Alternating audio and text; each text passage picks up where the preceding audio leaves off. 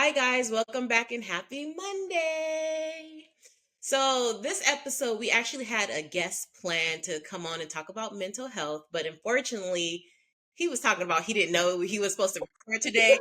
Trying to give too much information because he will be coming on in the future. But long story short, he got his days mixed up and he couldn't attend the recording today. So, instead, we're going to talk about our mental health. And we're sometimes referred to as the potent dose of three crybabies.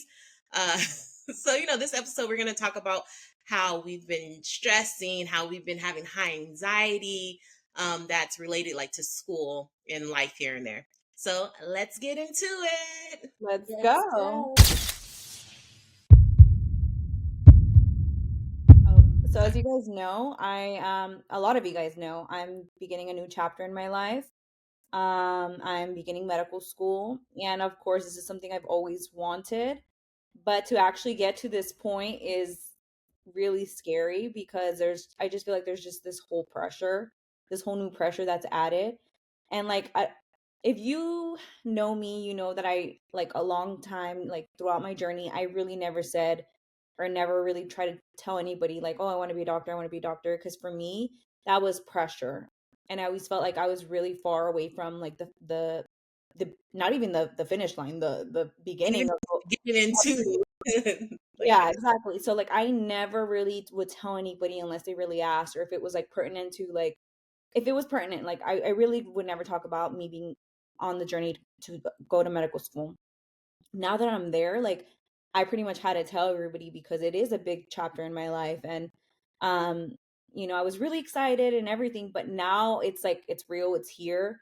I'm moving in like a week or 10 days. yeah. And then like after I move, I start school in 4 days. So it's just a lot going on. And I'm also having this party, which I really wanted to do. Because not only am I celebrating, like this big accomplishment that I've accomplished and stuff, and but also like I wanted to celebrate my family because they've been there for me too, but also it adds pressure now again, like okay, it's actually happening, like it's making everything more realistic, and that's really scary for me. So I do feel like in a sense like my anxiety is starting to slowly increase again because now it's like I'm in a different place in my life where I don't know, I've never been there, I've never done it. So I have a fear of failure, if I'm being honest. Like I do have a fear of failure. I have a fear that I mean, I know I made it there, but like it's gonna be hard, and I'm scared to fail, I'm scared to do bad, I'm scared to not be successful. And so like with this party that we're having, right? I'm excited. I'm really excited to party with my friends and family, but I'm not gonna lie, like I've been pushing a lot of the party details to the side or to the back of my mind because it's just like basically making it more real that I'm actually going to start medical school. So like when family members like, what do you need for the party? Like um anything related to the party, I am kind of like, oh, I'll tell you later. Oh, I'll text you later. Oh, so like it's just my anxiety kind of building, and it's just me like pushing it away. So that's kind of where I'm at right now. And I can tell like you are anxious, but not like physically anxious because if you know Jasmine, you know that I always considered her as like a type A person. Like you have things lined up, like you do things ahead of time, you're punctual when it comes to time. So just to even hear that, you've even like planning your going away party and your acceptance to medical school party, like the fact that you put it in the back burner and don't even want to deal with it because you have so many other things to deal with. So I'm like, I know you're over there stressing. Yeah, the party's Sunday, and like I barely started buying stuff for the party yesterday. What, yesterday was Thursday? Yeah, Yeah. Thursday. I barely started planning Thursday. Yeah. It's And I'm not like that. Like I'm always like I have things ready, prepared, but it's just me dealing with my anxiety, I think. yeah. And I know you mentioned like some, you're scared of like failing and like failure when starting school. Is that like I guess like the main stressor in a sense, or is your family contributing to the stress or just a little bit of everything? I don't know that it's my family contributing to the stress because before they would always be like, "Oh, you're going to be a doctor, you're going to be a doctor." And for me that was a failure of not actually accomplishing my goals and them telling everybody. but now I'm actually in medical school, so I'm like, okay, it's here. I think it's more at this point, at this stage in my life, I think it's more me that's adding to it. But I'm also trying to remind myself that throughout the years, I've had a lot of anxiety and things always worked out. So I think that's the good thing about, I think, getting older and already having been through difficult things is that I've already been there. I've already done this. I've already had anxiety over school. I've already had anxiety over getting into medical school. And so for me, I think that's kind of like calming me because I know that I've been there and we've gotten through it. So that's kind of how I'm like getting past the anxiety. But yeah, I would say mostly me. It's mostly me adding my to my own anxiety, Do not you, my family members. sorry, because I know you've been working in your mental health for the last, I want to say, like year or so. Mhm. Do you have a plan? Because it's gonna, is I'm pretty sure it's gonna like, kind of like creep up because you're gonna be in a setting that it's high anxiety, not just you, but you're an empath, so you're also gonna have the anxiety of others around you. Do Mhm. you have a plan on how are you going to manage that anxiety when you're away in medical school? I do. So, even now, like right now, I'm not in school, but Hmm. I told you guys before in a few past episodes, like I have my classmates, right, on a group chat, and like they're constantly sending messages. I honestly don't look at that because it gives me anxiety because I feel like they're asking questions that it's not things I need to add to my life. Like I'm handling things as they go already, and I don't need to compare myself to their progress or to their just to their lives because I feel like that's going to add anxiety to me. So just kind of separating myself from my classmates, so like not checking that group chat as often, I think has actually been really helpful because they send messages constantly. And I'm not, this is me not talking about them. This is just me saying, like, that's not where I need to be because I don't need to compare myself. And I see that group chat as me comparing my progress to them. So that's a big thing that I'm incorporating now is not really being so involved in those group messages because I'm always going to be comparing myself.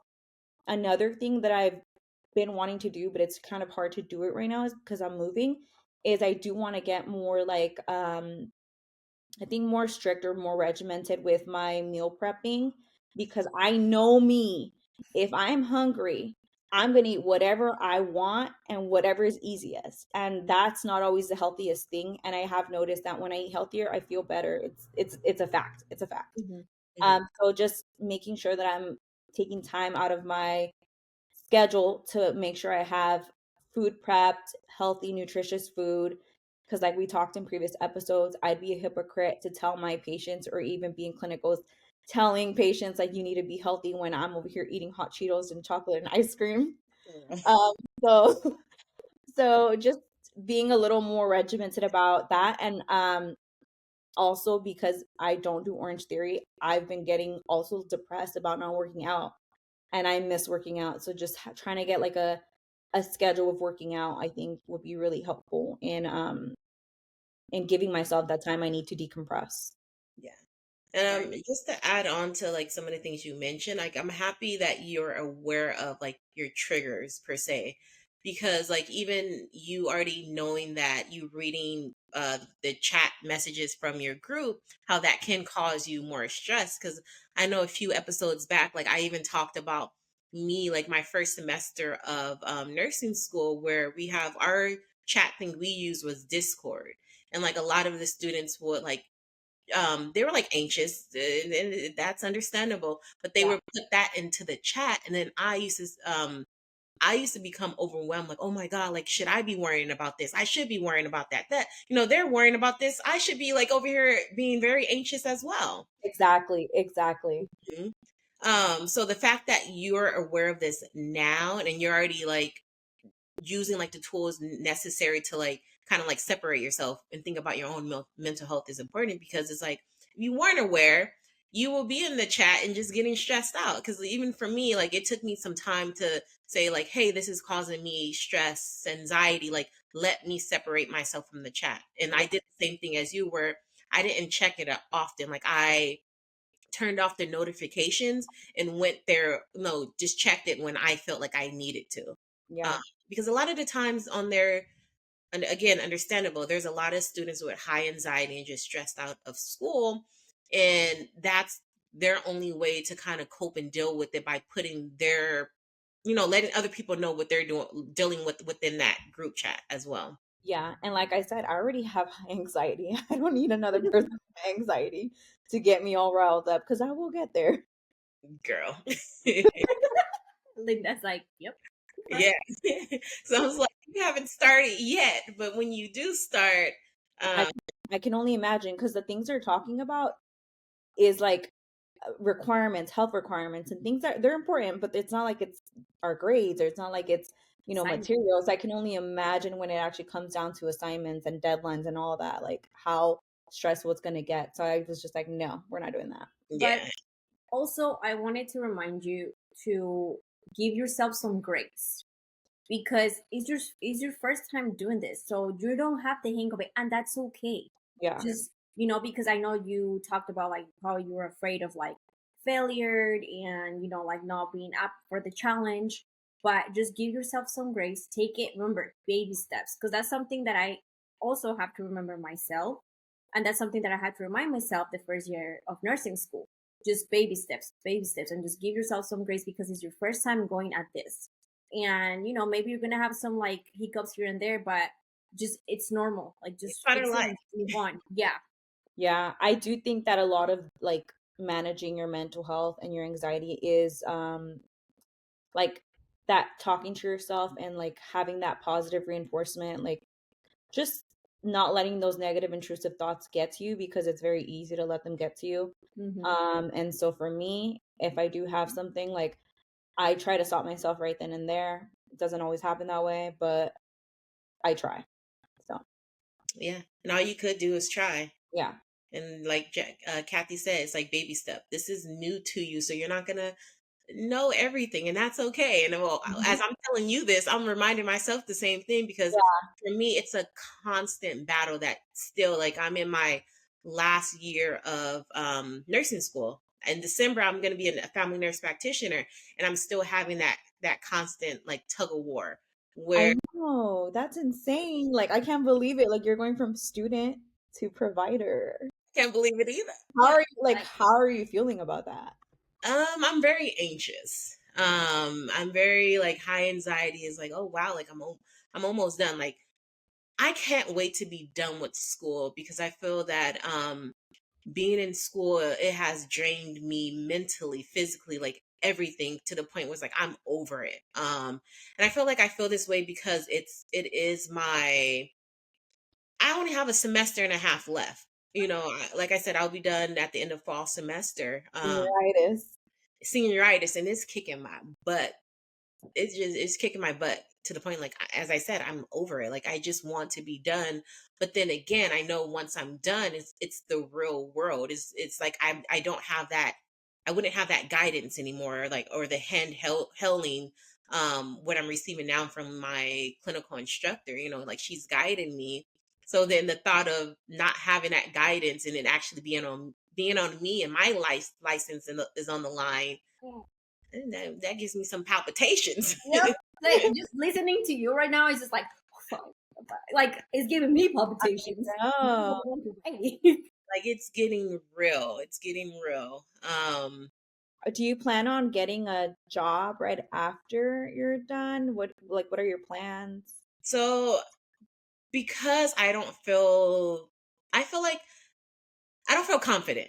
And that's something that I'm working on. I'm like, again, I'm having that constant battle. I don't feel confident. And because I don't feel confident, like I don't feel like I'm ready to just jump in and start working and saving patients right away. So what I will do is like a residency program Okay. where, at least 6 months where it's really hands on, where they're still guiding me in a sense until like I'm just left off on my own.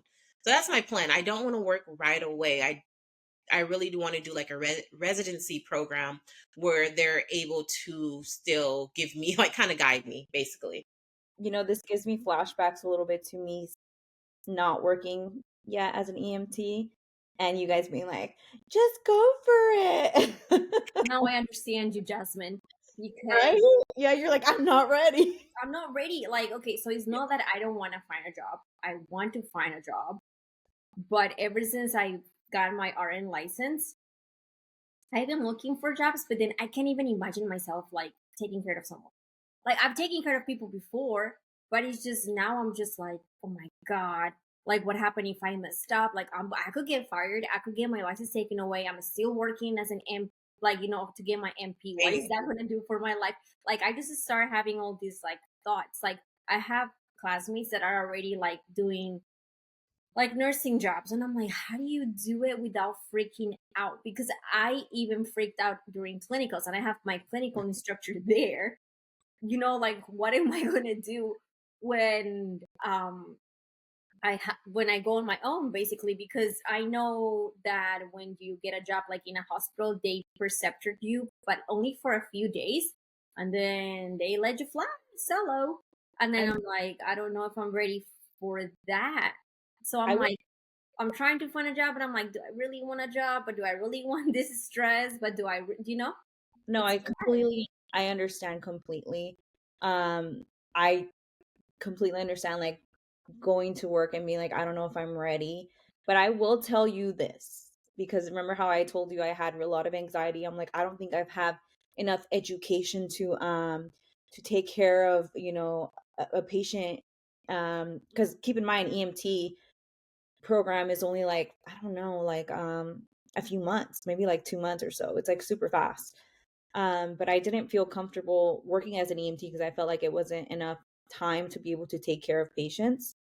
But I was telling Linda, I don't think I told you, Kathy, but uh, my last shift, when our patient went into labor, pretty much, I was scared out of my mind. Not gonna lie. like, were you in the ambulance and she went into actual labor, or how did it happen?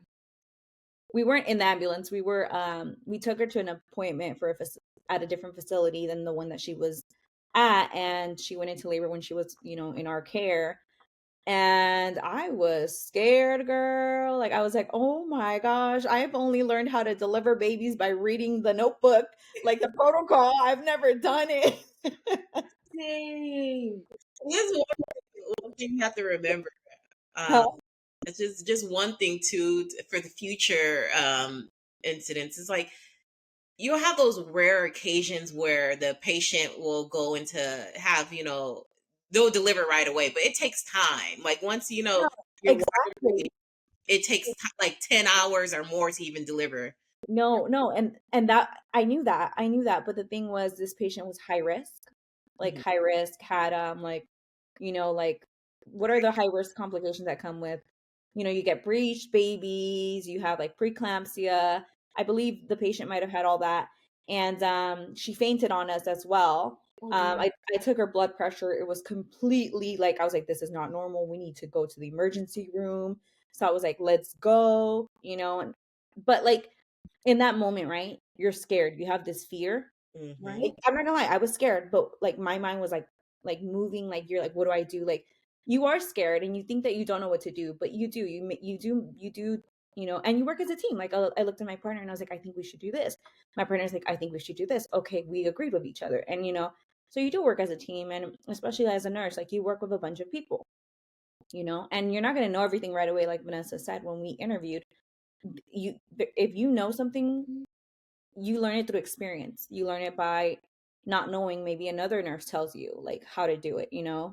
So I would say like you told me, Kathy, just go for it. Just do it. So hopefully you can take your advice.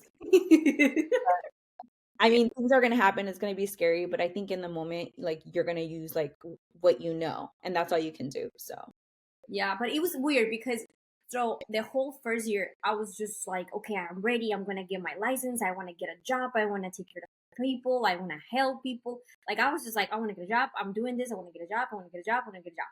Got the license, and I'm like, like, maybe not. And then like I also, because I want to go on vacations in December, and I'm like, I want to get on vacations. What happened if they don't give me the Oh, vacation days off? And Yeah. yeah, I just been going through a lot in my oh, I mind. thought you were gonna say what happens if. Do you remember we recorded an episode where once you get your license, shit happens? Yeah. That's what I And then thought. I've been thinking about that too. Like when I was in Colombia, I'm like, Lord, dear Jesus, please don't put me in any position because I don't think I can save a life. And then You'll, Carlos was you'll, like, what do you mean? And I'm like, because Jamaican oath. And he's like, but you're in a different country. That doesn't count here. And I'm like, but I know. Maybe you don't know, but I know that I could have done something and I didn't do it. And he's like, just walk away. It's like, I can't. that's hilarious because Jonathan said the same thing. He's like, they don't know. I'm like, but I know. I know I can. I know I'm supposed to take care of them. Yeah. Pretty much. It's that's what I'm saying. I can give y'all advice all day, but sometimes I have to take it for myself.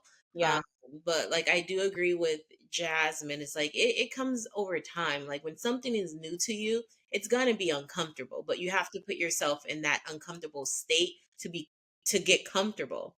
Yeah. And if you never do that, you will still always have that fear because just like us, Kathy, just like you, Jasmine, like we were working our butts off to even get to this place. And it was a scary like process. And now that we're here, it's like, oh, okay. Like it was a struggle, but it's not so bad. But yeah, it took us some time to get to that point where of saying like, oh, it's not so bad after all. yeah. Right. And Truly, truly baby steps. Like you get scared to get to that step, but then you get scared to get to the other step. But I mean, you're making it little by little. So yeah.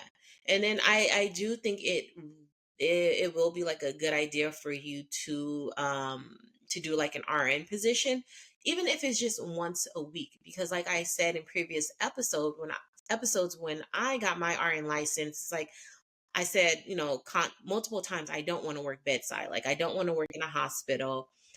So I never picked up a job bedside in a hospital, and then my schedule started to get busy, and now that I'm in the F&P portion, still don't have like hands-on experience as an RN. And then being in the position that I am now as an F&P clinical student, I see like the disadvantage of me not working as an RN. And then so now currently I am in a sense regretting that, and I'm keep going back and forth like, oh, maybe I should get an RN job, so I can just learn like the basics of how to talk to patients, the basic medication of like, oh, if something were to happen. Because when you don't have that basic RN experience, you're literally learning all of this as an FNP on top of being a provider. At least if you had like the RN experience, the basics, you got that down. And as an FNP, you're learning how to diagnose and be a provider. But if not, you'll be like me, is like learning everything at once. And all that's at once. Yeah. more Yeah. anxiety, more stress. I agree with I agree with you, Linda, the part that as an RN you get, I'm not an RN, but I seen that is really You important. are an RN. You're just not Yeah, working. I'm not working as an RN. Sorry. Yes.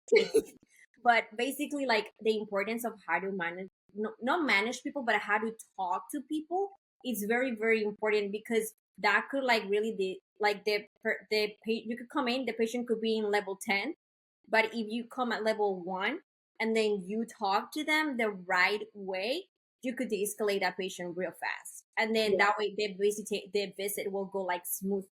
So yeah, I because that's what I was thinking too. I was like, I need to get a job because I need to learn how to talk to people. Like I know how to talk to people, but you guys know what I mean, like the No, right. no, completely understand. Because even like, so I work as an EMT, but I've taken like a bunch of medical classes, bunch of science classes, bunch of things. So like, obviously I have knowledge in a bunch of these things, and so even myself, I catch myself sometimes talking to patients. I'll say hypertension. I'm like, wait, no, not hypertension, blood pressure. Like, do you have high blood pressure? And because I remember I said hypertension one time, and the patient looked at me like, what is that? And I was like, do you have high blood pressure? Yeah. It's literally a skill.